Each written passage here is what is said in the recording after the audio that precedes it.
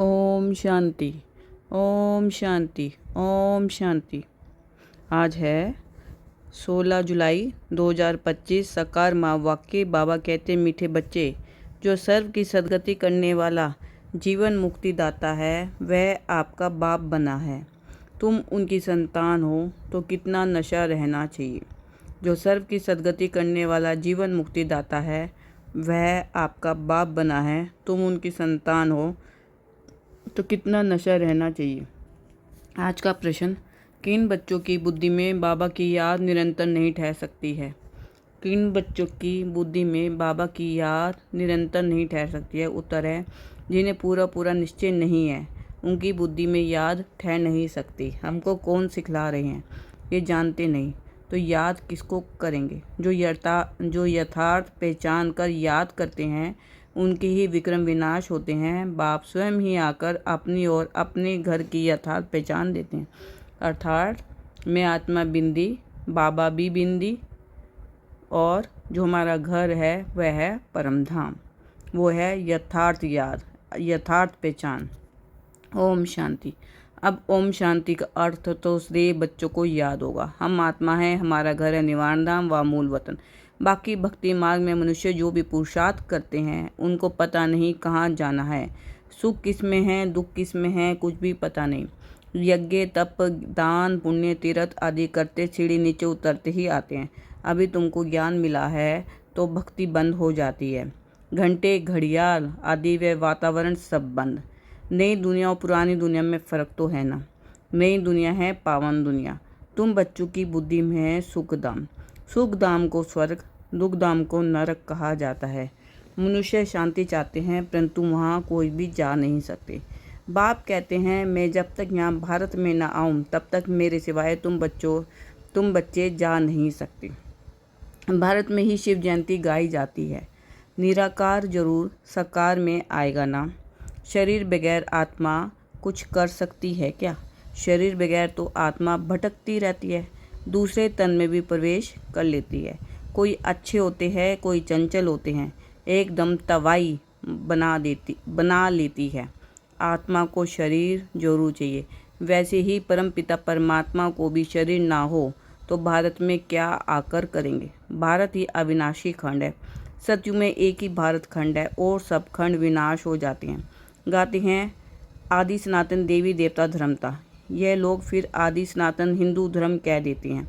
वास्तव में शुरू में कोई हिंदू नहीं, देवी देवताएं थे। यूरोप में रहने वाले अपने को क्रिश्चियन कहते हैं। यूरोपियन धर्म थोड़े ही कहेंगे, ये हिंदुस्तान में रहने वाले हिंदू धर्म कह देते। जो देवी धर्म शेष थे वही 84 जन्मों में आते धर्म भ्रष्ट बन गए हैं। देवता धर्म के जो होंगे वही यहाँ आएंगे। अगर निश्चय नहीं तो समझो इस धर्म के नहीं हैं। बल यहाँ बैठे होंगे तो भी उनकी समझ में नहीं आएगा। वहाँ कोई प्रजा में कम पद पाने वाला होगा। चाहते सब सुख शांति है, वह तो होता है सतयुग में। सब तो सुखधाम में जा नहीं सकते। सब धर्म अपने अपने समय पर आते हैं। अनेक धर्म में झाड़ वृद्धि को पाता रहता है। मूल थूर है देवी देवता धर्म, फिर है 3 ट्यूब। स्वर्ग में तो यह हो ना सके। द्वापर से लेकर नए धर्म निकलते हैं। इनको वैरायटी ह्यूमन ट्री कहा जाता है। विराट रूप अलग है। ये वैरायटी धर्मों का झाड़ है। किस्म किस्म के मनुष्य है। तुम जानते हो कितने धर्म हैं? सतयुग आदि में एक ही धर्म था, नई दुनिया थी। बाहर वाले भी जानते हैं भारत ही प्राचीन भविष्य था, बहुत साहूकार था, इसलिए भारत को बहुत मान मिलता है। कोई साहूकार गरीब बनता है तो उस पर तरस खाते हैं। बेचारा भारत क्या हो पड़ा है, ये भी ड्रामा में पार्ट है। कहते भी हैं सबसे जास्ती रहमदिल ईश्वर ही है, और आते भी भारत में। गरीबों पर जरूर साहूकार ही रहम करेंगे ना। बाप है भेद का साहूकार, ऊंच से ऊंच बनाने वाला। तुम किसके बच्चे बने हो वह भी नशा होना चाहिए। परम पिता परमात्मा शिव ही हम संतान है, जिसको ही जीवन मुक्ति दाता सदगति दाता कहते हैं। जीवन मुक्ति पहले सतयुग में होती है। यहाँ तो है जीवन बंद। भक्ति मार्ग में पुकारते हैं, बाबा बंधन से छुड़ाओ। अभी तुम पुकार नहीं सकते। तुम जानते हो बाप जो ज्ञान का सागर है वही वर्ल्ड की हिस्ट्री ज्योग्राफी का सार समझा रहे हैं। नॉलेजफुल है। यह तो खुद कहते हैं मैं भगवान नहीं हूँ। तुम्हें तो देह से न्यारा देही अभिमानी बनना है। सारी दुनिया को अपने शरीर को भी भूलना है। ये भगवान है नहीं, इनको कहते ही हैं बाप दादा। बाप है ऊँच से ऊँच, ये पतित पुराना तन है। महिमा सिर्फ एक की है, उनसे योग लगाना है तभी पावन बनेंगे, नहीं तो कभी पावन बन नहीं सकेंगे और पिछाड़ी में हिसाब किताब चुकतू कर सजाए खाकर चले जाएंगे। भक्ति मार्ग में हम सो हम का मंत्र सुनते आए हो।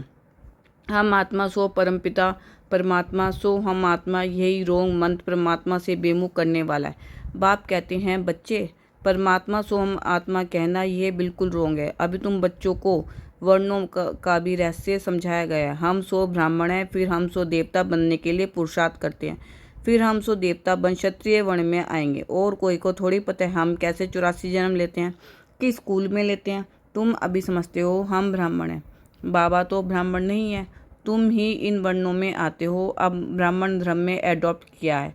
शिव बाबा द्वारा प्रजापिता ब्रह्मा की संतान बने हो, यह भी जानते हो।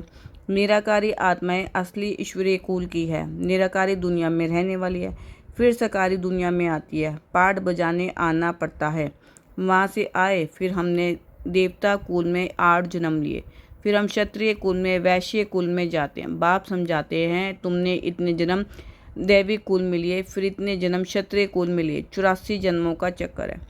तुम्हारे बगैर ये ज्ञान और कोई को मिल ना सके। जो इस धर्म के होंगे वही यहाँ आएंगे। राजधानी स्थापन हो रही है, कोई राजा रानी कोई प्रजा बनेंगे। Suryavanshi Lakshmi Narayan the first second third 8 गद्दी चलती है। फिर क्षत्रिय धर्म में भी फर्स्ट सेकंड थर्ड ऐसे चलता है। ये सब बातें बाप समझाते हैं। ज्ञान का सागर जब आते हैं तो भक्ति खलास हो जाती है। रात खत्म हो दिन होता है, वहाँ किसी भी प्रकार के धक्के नहीं होते, आराम ही आराम है, कोई हंगामा नहीं। ये भी ड्रामा बना हुआ है। भक्ति कल्ट में ही बाप आते हैं, सबको वापस जरूर जाना है। फिर नंबरवार उतरते हैं, क्राइस्ट आएंगे तो फिर उनके धर्म वाले भी आते रहेंगे। अभी देखो कितने क्रिश्चियन हैं। क्राइस्ट हो गया क्रिश्चियन धर्म का बीज, इस देवी देवता धर्म का बीज है परम पिता परमात्मा शिव। तुम्हारा धर्म स्थापन करते हैं परम पिता परमात्मा। तुमको ब्राह्मण धर्म में किसने लाया? बाप ने अडॉप्ट किया तो उनसे छोटा ब्राह्मण धर्म हुआ।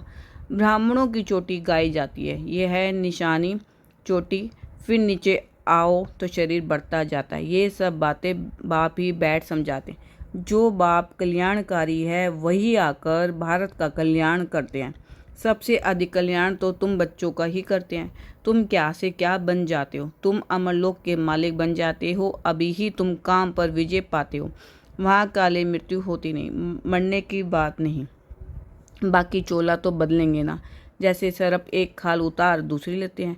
यहाँ भी तुम ये पुरानी खाल छोड़ नई दुनिया में नई खाल लेंगे। सतयुग को कहा जाता है गोल्डन ऑफ फ्लावर्स। अभी कोई कुवचन वहाँ नहीं निकलता, यहाँ तो है ही कुसंग, माया का संग है ना, इसलिए इनका नाम ही है रौरव नरक। जगह पुरानी होती है तो म्यूनसिपैलिटी वाले पहले से ही खाली करा देती हैं। बाप भी कहते हैं जब पुरानी दुनिया होती है तब हम आते हैं। ज्ञान से सदगति हो जाती है, राजयोग सिखाया जाता है। भक्ति में तो कुछ भी नहीं है। हाँ, जैसे दान पुण्य करते हैं तो अल्पकाल के लिए सुख मिलता है। राजाओं को भी सन्यासी लोग वैराग्य दिलाते हैं, यह तो काग विष्टा समान सुख है। अभी तुम बच्चों को बेहद का वैराग्य सिखाया जाता है, ये है ही पुरानी दुनिया। अब सुखधाम को याद करो, फिर वाया शांतिधाम यहाँ आना है। दिलवाड़ा मंदिर में हुबहू तुम्हारा इस समय का यादगार है। नीचे तपस्या में बैठे हैं, ऊपर में ही है स्वर्ग, नहीं तो स्वर्ग कहाँ दिखाएं। मनुष्य मरते हैं तो कहेंगे स्वर्ग पधारा। स्वर्ग को ऊपर में समझते हैं फिर, परंतु ऊपर में कुछ है नहीं। भारत ही स्वर्ग, भारत ही नरक बनता है। ये मंदिर पूरा यादगार है। ये मंदिर आदि सब बाद में बनते हैं। स्वर्ग में भक्ति होती नहीं, वहाँ तो सुख ही सुख है। बाप आकर सब राज समझाते हैं और सब आत्माओं के नाम बदलते हैं। शिव का नाम नहीं बदलता, उनका अपना शरीर है नहीं। शरीर बगैर पढ़ाएंगे कैसे? प्रेरणा की तो बात ही नहीं। प्रेरणा का अर्थ है विचार, ऐसे नहीं ऊपर से प्रेरणा करेंगे और पहुंच जाएंगे। इसमें प्रेरणा की कोई बात नहीं। जिन बच्चों को बाप की पूरी पहचान नहीं, पूरा निश्चय नहीं, उनकी बुद्धि में याद भी ठहरेगी नहीं। हमको कौन सिखला रहे हैं वह जानते नहीं, तो याद किसको करेंगे? बाप की याद से तुम्हारे विक्रम विनाश होंगे। जो जन्म जन्मांतर लिंग को ही याद करते हैं, समझते हैं ये परमात्मा है, उनका ये चिन्ह है, वह निराकार साकार नहीं है। बाप कहते हैं मुझे भी प्रकृति का आधार लेना पड़ता है, नहीं तो तुमको सृष्टि चक्र का राज कैसे समझाऊं। ये है रूहानी नॉलेज। गुरुओं को ही ये नॉलेज मिलती है। ये नॉलेज एक बाप को ही दे सकते हैं।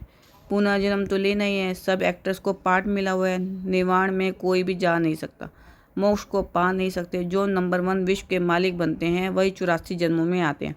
चक्कर जरूर लगाना है। मनुष्य समझते हैं मोक्ष मिलता है, कितने मतांतर है। वृद्धि को पाते ही रहते हैं, वापस कोई भी जाते नहीं। बाप ही 84 जन्मों की कहानी बताते हैं। तुम बच्चों को पढ़कर फिर पढ़ाना है। ये रूहानी नॉलेज तुम्हारे सिवाय और कोई दे ना सके, ना शुद्ध ना देवता ही दे सकते। सतयुग में दुर्गति होती नहीं।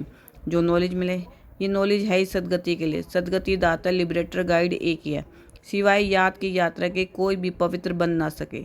सजाएं जरूर खानी पड़े, पद भी भ्रष्ट हो जाएगा। सबका हिसाब किताब चुकतू तो होना है ना।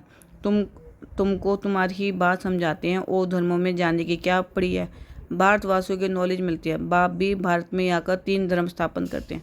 अभी तुमको शुद्ध धर्म से निकाल ऊंच कुल में ले जाते हैं। वह है नीच पतित कुल। अब पावन बनाने के लिए तुम ब्राह्मण निमित्त बनते हो। इनको रुद्र ज्ञान यज्ञ कहा जाता है। रुद्र शिव बाबा ने यज्ञ रचा है। इस भेद के यज्ञ में सारी पुरानी दुनिया की आहुति पड़नी है, फिर नई दुनिया स्थापन हो जाएगी। पुरानी दुनिया खत्म होनी है। तुम ये नॉलेज लेते ही हो नई दुनिया के लिए। देवताओं की परछाई पुरानी दुनिया में नहीं पड़ती। तुम बच्चे जानते हो कि कल पहले जो आए होंगे वही आकर ये नॉलेज लेंगे। नंबरवार पुरुषार्थ अनुसार पढ़ाई पढ़ेंगे। मनुष्य यहाँ ही शांति चाहते हैं। अब आत्मा तो है ही शांति धाम की रहने वाली, बाकी यहाँ शांति कैसे हो सकती है। इस समय तो घर घर में अशांति है। रावण राज्य है ना। सतयुग में बिल्कुल ही शांति का राज्य होता है। एक धर्म एक भाषा होती है। अच्छा, मीठे मीठे सिकलते बच्चों प्रति माता पिता बाप दादा का याद प्यार और गुड मॉर्निंग। रूहानी बाप की रूहानी बच्चों को नमस्ते। हम रूहानी बच्चों की रूहानी बाप दादा को दिल व जान से सिख व प्रेम से नमस्ते, गुड मॉर्निंग, शुक्रिया, मीठे मीठे बाबा। धारणा के लिए मुख्य सार। इस पुरानी दुनिया से भेद का वैरागी बन अपने देह को भी भूल शांति धाम और सुख धाम को याद करना है। निश्चय बुद्धि बन याद की यात्रा में रहना है। हम सो हम के मंत्र को यथार्थ समझकर अब ब्राह्मण सो देवता बनने का पुरुषार्थ करना है। सभी को इसका यथार्थ अर्थ समझाना है। वरदान। अनमुक्ता के अभ्यास द्वारा अलौकिक भाषा को समझने वाले सदा सफलता संपन्न भव। जितना जितना आप बच्चे अंतर्मुखी स्वीट साइलेंस स्वरूप में स्थित होते जाएंगे, उतना नैनो की भाषा, भावना की भाषा और संकल्प की भाषा को सहज समझते जाएंगे। ये 3 प्रकार की भाषा रूहानी योगी जीवन की भाषा है। यह अलौकिक भाषाएं बहुत शक्तिशाली है। समय प्रमाण इन तीनों भाषा द्वारा ही सहज सफलता प्राप्त होगी। इसलिए अब रूहानी भाषा के अभ्यासी बनो। स्लोगन। आप इतने हल्के बन जाओ जो बाप आपको अपनी पलकों पर बिठाकर साथ ले जाए। आप इतने हल्के बन जाओ जो बाप आकर अपनी पलकों में बिठाकर साथ ले जाए। अव्यक्त इशारे। संकल्पों की शक्ति जमा कर शेष सेवा के निमित्त बनो। वर्तमान समय विश्व कल्याण करने का सहज साधन अपने शेष संकल्प की एकाग्रता है। इससे ही सर्व आत्माओं के भटकती हुई बुद्धि को एकाग्र कर सकें। विश्व की सर्व आत्मा है विशेष यही चाहना रखती कि भटकी हुई बुद्धि एकाग्र हो जाए, वह मन चंचलता से एकाग्र हो जाए। इसके लिए एकाग्रता अर्थात सदा एक बाप दूसरा ना कोई, इस समृद्धि से एक रस स्थिति में स्थित होने का विशेष अभ्यास करो। ओम शांति।